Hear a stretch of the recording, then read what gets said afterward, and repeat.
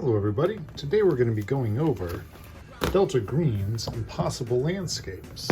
This is a giant mega adventure for Delta Green. I'm deciding to do this because I heard that Bud from Bud's RPG Review passed away, and he's the one who really got me into Delta Green. As a Call of Cthulhu fan, I decided to go the modern route. There will be many clues and other people and all sorts of things that you can find in this adventure, or case I should say. And you are basically going through a fractal horror story. So in it, you find out about the King in Yellow, and all the horrors that can come from such things, such knowledge. How reality can be broken down, and the more you dig into it, the more easily you are affected by the King in Yellow. So in this, you have multiple cases. I'm not going to spoil too much, but the very first case, you start off the Night Floors, is that what that one's called? Yeah, it's just a really good case. But yeah, they go through explaining how all this should work.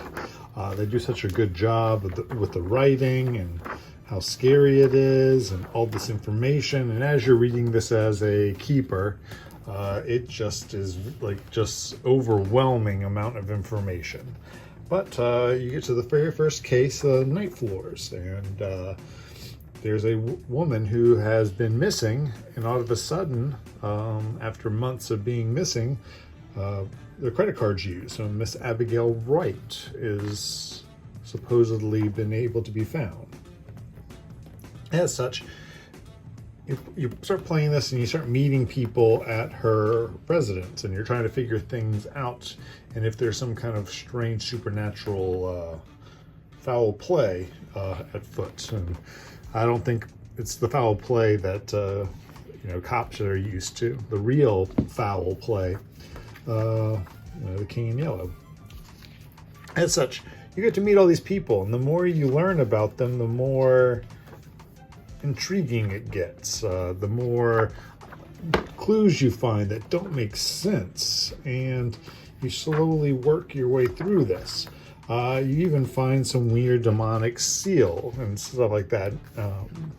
It's just very fascinating stuff. Overall, this is just a really cool adventure that takes you, I guess, to imagination beyond a little bit. There's a lot of good appendices in here. I think this book is just wonderful for any King in Yellow fan, for Call of Cthulhu or what have you. I really did enjoy, what is it, they had like the demons, yeah, here they are. Demons, how to summon, like to be summoned in here. So if you're used to like, what is it, Solomon's Key, is that the book that has all them? Or the Ars Goetia? Just really cool to see them all done like this. Also, how you have multiple notes, even in the indexes, telling you all kinds of things. You're not sure who to trust or what's going on.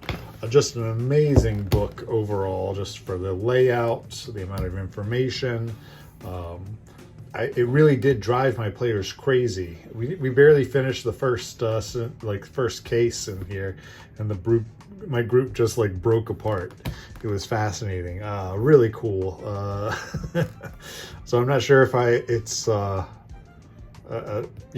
just how like mind-blowing this adventure is, that everyone kind of just went crazy at the end of that adventure. But it was really fun. So yeah, Delta Green Impossible Landscapes. If you're into some fractal fear, I would highly suggest this. Yeah, I enjoyed reading it, and sadly I never finished it, but it was really fun when I was playing.